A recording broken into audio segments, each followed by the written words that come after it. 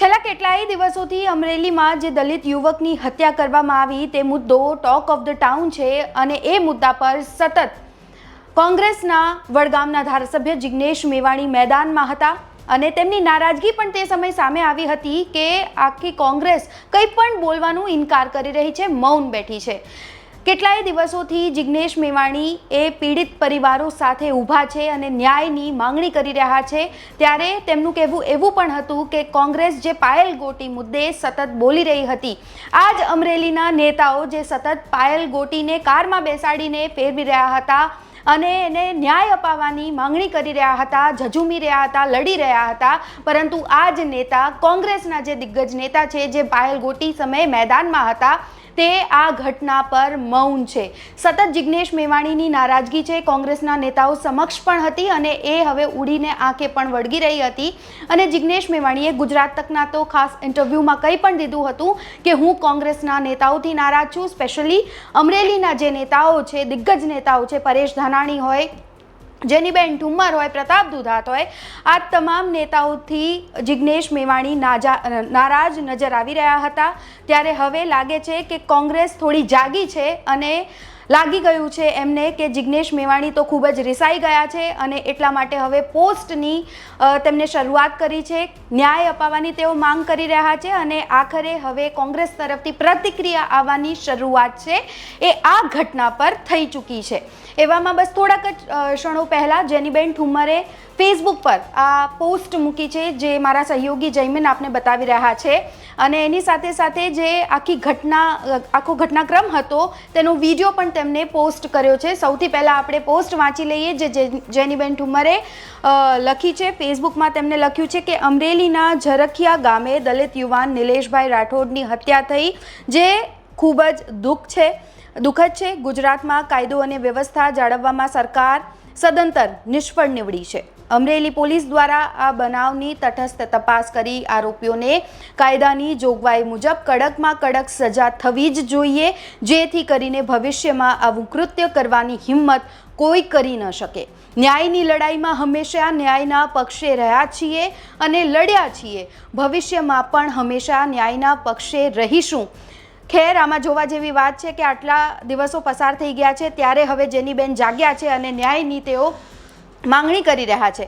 વધુમાં તેમને લખ્યું છે કે પરિવારજનો સાથે મારી સંવેદનાઓ વ્યક્ત કરું છું અને સાથે સાથે જનતા જોગ વિનંતી કરું છું કે આ કોઈ જાતિ કે સમાજ પરનો હુમલો કે ઝઘડો નહીં, વ્યક્તિગત ઝઘડો હોય. સમાજોએ એકબીજા સાથે વૈમનસ્ય કે વેરભાવના ન રાખવી. વ્યક્તિગત ઝઘડાઓ દરેક ગામમાં, દરેક સમાજમાં અને જ્ઞાતિઓ વચ્ચે થતા રહેતા હોય, પરંતુ એને જાતિગત રૂપ આપવું એ દરેક સમાજ માટે નુકસાનદાયક બની શકે છે. મૃતકની આત્માને ભગવાન શાંતિ અર્પે અને પરિવાર પર આવી પડેલા દુઃખને સહન કરવાની શક્તિ આપે એવી અંતઃકરણપૂર્વકની પ્રાર્થના. આ સાથે જ તેમને હેશટેગ સાથે ઇન્ડિયન નેશનલ કોંગ્રેસ ગુજરાતના શક્તિસિંહ ગોહિલ, આ સાથે જ મુકુલ વાસનિક, અમિત ચાવડા, આ તમામ જે દિગ્ગજ નેતાઓ છે તેમને ટેગ પણ કર્યા છે. આ સાથે જ ન્યાયની માંગણી એ ઇન શોર્ટ હવે કોંગ્રેસ છે એ કરી રહી છે અને એટલા માટે જ તેમને ખાસ લખ્યું છે કે ન્યાયની લડાઈમાં હંમેશા ન્યાયના પક્ષે રહ્યા છીએ અને લડ્યા છીએ અને ભવિષ્યમાં પણ હંમેશા ન્યાયના પક્ષે રહીશું. પરંતુ જેનીબેન, તમે ક્યાં હતા જ્યારે જિગ્નેશ મેવાણી ચીકીને કહી રહ્યા હતા, જ્યારે તેઓ ત્યાં એ ઘટના સ્થળ પર હાજર હતા અને માંગ કરી રહ્યા હતા કે ન્યાય આપો, ત્યારે એઝ અ ટીમ મેમ્બર તો એટલીસ્ટ તમારે એમના સમક્ષ ઊભા રહેવું પડ્યું હોત તો વધારે કદાચ આ ઘટનાના પડઘા છે ખૂબ સારી રીતે પડ્યા હોત અને યુવકને ન્યાય પણ મળ્યો હોત. જો તમે એમની સાથે રહ્યા હોત તો કદાચ આટલી વિશાળ જે ઘટના છે એને સ્વરૂપમાં ન થઈ હોત અને તાત્કાલિક પરિવારજનોને પણ ન્યાય મળ્યો હોત. પરંતુ એક વાત અહીં આ ઘટના બાદ સ્પષ્ટ થઈ ગઈ છે કે કોંગ્રેસના અંદર જે ડખા છે એ ખૂબ જ ચાલી રહ્યા છે અને એટલા માટે જ જિગ્નેશ મેવાણી કદાચ એકલા હાથે લડી રહ્યા છે અને બીજી બાજુ જે આખી કોંગ્રેસ છે એ અલગ જ લડાઈ લડી રહી હોય તેવું લાગી રહ્યું છે। પરંતુ આખરે દેર આય દુરુસ્ત આય અને હવે નેતાઓ છે કોંગ્રેસના એ જાગી ગયા છે, ફેસબુક પર પોસ્ટ કરી રહ્યા છે। આ સાથે જેનીબેન ઠુમરે જે વિડીયો પોસ્ટ કર્યો છે એ પણ આપને એની એક નાનકડી ઝલક છે એ બતાવી દઈએ।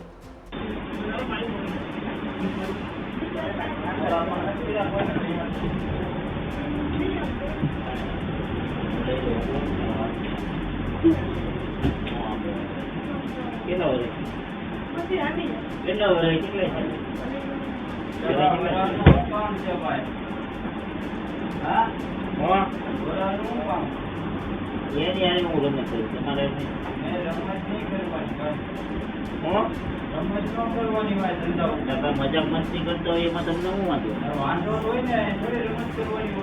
એટલે ભાઈ જેવા ઘડીક મજાક મસ્તી કરતો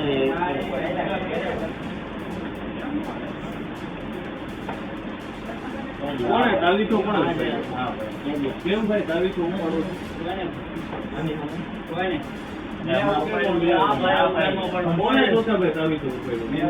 કેમ ભાઈ આની આ રમત કરતા તો મારી લેવો પડે। મારો દુકાન મારી છોકરાને બેહાડું એવું કઈ ન હોય તે હું કીધું છોકરાને હું જોઈ લઉં તમે કે હું તારે એવું નહીં હું રમત કરતો હું કહું છું અમારે તમે હું કરવાનું થાય બોલો હું છું હું કરવું બોલો બોલવાનું થાય બરોબર તો અરે હું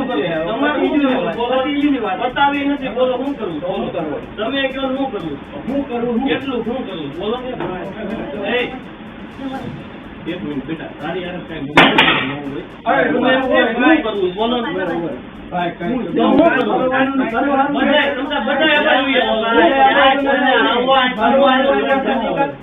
બાજુવાળું બેઠા છે એમને બાંધવું હોય તો બાંધવું ચાલો બોલો બાજુવાળું બેઠા છે તમે તાવી તો પ્રેમથી ચકાવાય હું એમ કહું છું છે ને મગજમારીમાં મને બિલકુલ ઇન્ટરેસ્ટ નથી કેટલા ટાઈમે આવ્યો બરાબર હોય એટલે તમે તાવી તો તમે